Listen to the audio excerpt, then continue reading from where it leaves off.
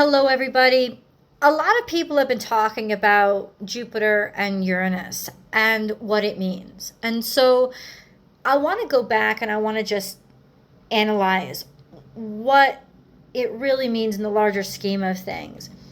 So Jupiter is the planet of expansion, and Uranus is the planet of basically genius and mathematics and concepts that change the consciousness and even the trajectory of humankind, but through logic and through the pragmatism of something that is quantifiable like mathematics. So when Jupiter meets Uranus, there is this chance of this expansion of extraordinary theoretical concepts. But where is it doing this expansion? How? Well, to answer that question, we look at the zodiac sign that it's activated in, that these energies are activated in. And that zodiac sign is Taurus. And what is Taurus? Well, Taurus is a sensual energy. And by sensual, I mean the five senses, things that pleasure or are interactive amongst the five senses. The five senses, remember, are touch, taste, smell, hearing, and sight, vision. In other words, something has to be measurable and quantifiable to the five senses in Taurus. It has to be reality. So let's go back. We have Jupiter expanding these brilliant Uranus technology theoretical concepts that are constructed through mathematics, but it's expanding it in Taurus. Add that all together.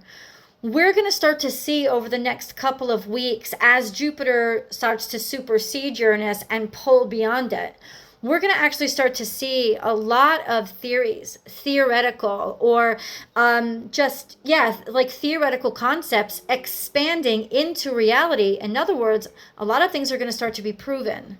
We're going to have a lot of not only evidence and theories, but actually tangible facts. We're going to see a lot of theories become facts because there's going to be a lot of feedback that we can quantify with our five senses. We're going to be able to measure it by actually hearing it, or by actually measuring the wavelengths, or by actually measuring the vibrations, or by actually spotting it or seeing it and being able to map it.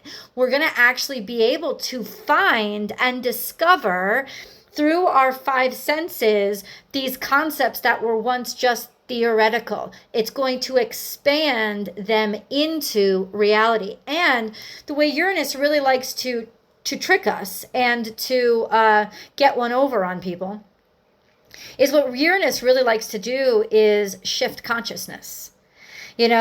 Make you question reality as you know it by proving reality is not just what you thought it was, by expanding on it in a way that you can't argue, because it's using the tools of reality to prove that the reality you've accepted is too limited. So what Uranus is doing now is in what we discover, when we discover it, it's not only going to prove these extraordinary theories, it's going to prove that we got too comfortable in thinking it couldn't be possible, or there was nothing else out there. And there is. And one of my predictions, I've been following this for a while, has been with this theoretical proposal by two scientists at Caltech called Planet 9. And what they had done back in like 2016, 2017, one's a mathematician, one's an astrophysicist, I believe.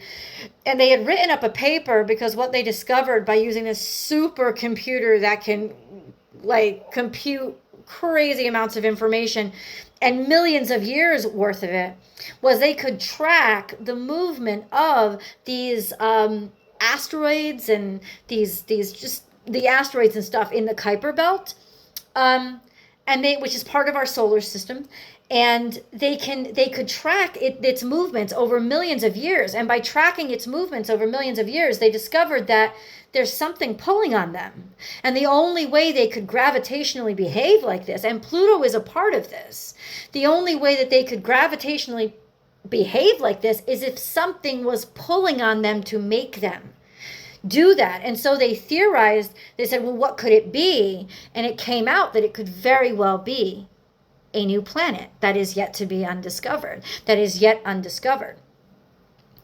But this would be a planet that sits in total darkness, which is why it's been so hard for them to tangibly, with the five senses, prove as fact, because their mathematics proves it about 98%. But just like Uranus, just like Neptune, just like Pluto, it has to be discovered somehow with a telescope for us to list it as, to move it from theory to fact. And so they have been searching for this thing, but it's very hard. They've been searching for this thing, but it's hard for them to find, because telescopes read light. They read full spectrums of light. They read radiation, they read X-rays, not just visible light, but they read light. There's no light cast on this planet. It's too far away, but it is in this really weird orbit around our sun, but it's not picking up any light. So we need a stronger telescope, and that's really what they've been waiting for. And they just put out a new paper on it that said in 2024, it was March 2024 that they put out the paper that said that they're going to be able to use this extraordinary telescope in Chile soon. It's opening up. It's going to open up for scientific use in Chile that could actually help them to finally be able to spot this elusive planet. And the way that I think it's going to expand our consciousness is that this is a planet that people talked of years ago. A lot of like New Age followers and stuff, they call it Nibiru. I don't think that the destroyer planet, I think that Pluto was always a satellite for this planet, because Pluto was always affected by its elliptical orbit.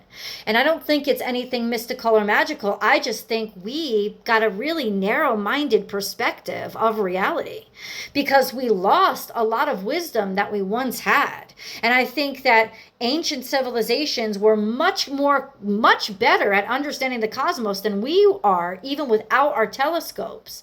And at one point, that planet, that rogue planet, could have been much closer in its orbit to us and easier to understand, or at least connect to somehow, however they were doing it.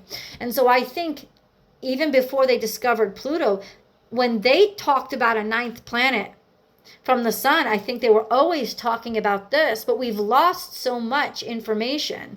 And since Jupiter is the sun and Uranus is the grandfather, what will we discover? What will that youthful Jupiter discover by going and talking to Grandpa and saying, well, what did you used to know?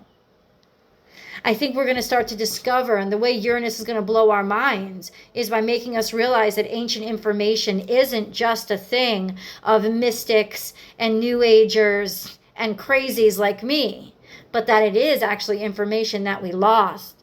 And now we're going to be able to prove it, and it's going to blow our minds, and in doing so, expand our consciousness, which is Uranus's ultimate objective, always. And because Jupiter is involved with world religions and world philosophies, this will really excite it. It wants to expand upon our belief systems here on Earth. And this is the perfect way to do it. And finally, tangibly, because of that Taurus energy, be able to quantifiably prove it so it can't be disputed. That is definitely my prediction for this Uranus and Jupiter conjunction. I'd like to know yours. I think globally it is going to make profound impacts on us as to how it changes our mind about reality. It will change our reality. So I love you guys so much. I hope you've enjoyed this. Please do leave your comments below, and I'll see you in the videos.